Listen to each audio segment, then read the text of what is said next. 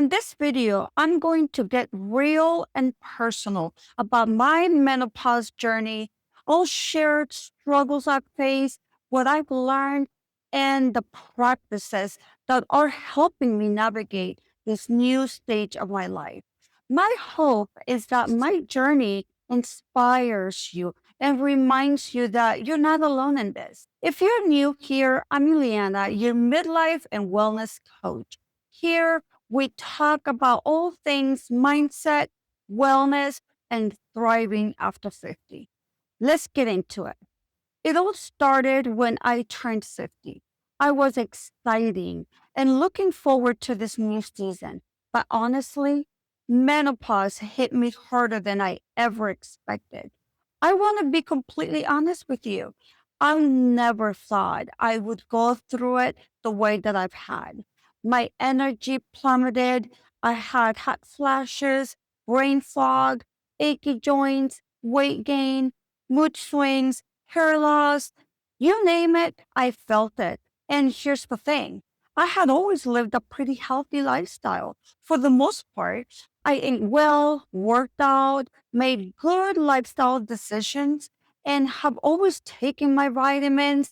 I honestly didn't think it would hit me as it has. What I can say is that menopause is not just physical, it's emotional, mental, and can be overwhelming at times.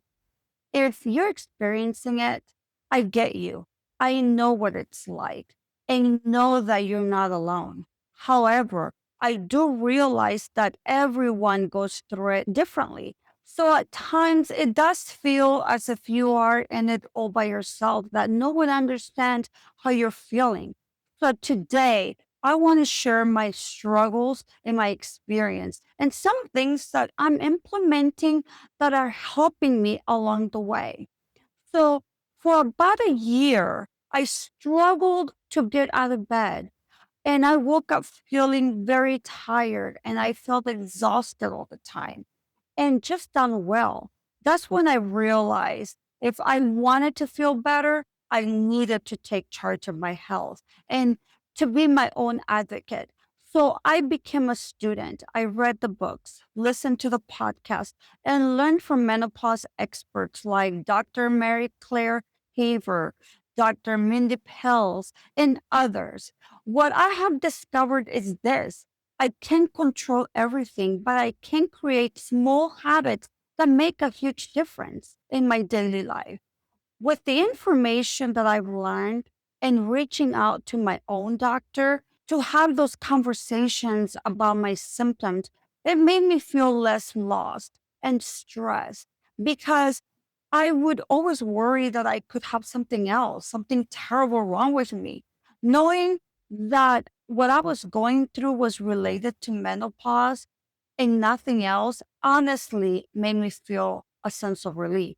After learning and listening and her advice and the expert, I made the personal decision to get on hormone replacement therapy. Now, this is a personal decision that I've made. I believe everyone should do their own research and decide for themselves. I can say that after hesitating with the idea for a while, I have always been healthy and I've always been blessed with great health and no need for medications or anything besides my vitamins. I knew I had to make a decision and I made the decision to start on a low dose of HRT. And it has helped me with a lot of the symptoms to some degree. Since I decided to start on a low dose, I still have some symptoms that the practices that I will share are helping me. So the first practice I focus on has been my diet and what I consume. More than ever, I'm learning the importance of what I eat. I started to pay close attention to how I feel with the foods that I'm consuming. I noticed that greasy, sugary foods make me feel sluggish, achy, and nauseous. I found that cutting back on caffeine and sugar helped reduce the achy joints, the bloatiness, and the low energy.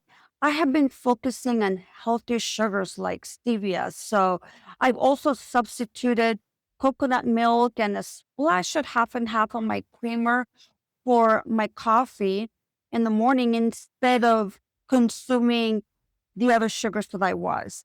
I'm consuming more protein, more greens, especially juicing to ensure that I'm getting enough vegetables and fruit to support my gut and my immune system.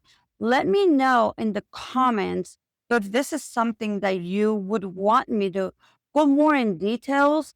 I've also added omegas. Bottom line, focusing on nourishing foods. Of course, I continue to work on this and I pay attention to how my body's feeling. I've also added omega 3s to help me in this journey. But bottom line, focusing on nourishing foods. Of course, this is something that I continue to pay attention to and listen to my body. The second thing is exercise. More than ever, I've learned about the importance of building muscle. I personally notice my body losing muscle a lot. This is just something that I don't like it. Seems like it happened so quick for me, which was so unexpected because again, I've been exercising and making healthy choices since my teens. It has been a concern, not only because I don't like the way that it looks, but because of the importance of maintaining my muscle mass as I get older. I've been focusing more on moving my body, even when I don't feel like it, which has helped me with weight management and building muscle back again. Honestly, this has not been easy either, and it's something that I'm continuing to work on. Some days it's a walk because let's be real, I don't always feel like working out. I've made the investment on a under the desk walking pad, which in my opinion has been a great investment, especially for those days when I just don't have the energy to work out. The third thing that I've implemented is ways on relieving stress. Menopause just takes a toll on our mind as much as it does our body. So, daily meditation, even if it's just 10 minutes, journaling, affirmations, they have helped me quiet my negative thoughts and stay grounded. I'm not perfect at this either, but even those 5 to 10 minutes in the morning sets the tone for the day. For me, listening to meditation, positive affirmations has helped counteract those negative feelings and that negative self talk. This is something I continue to work on as well. I wish I was more consistent, but it's something that I'm committed to work on.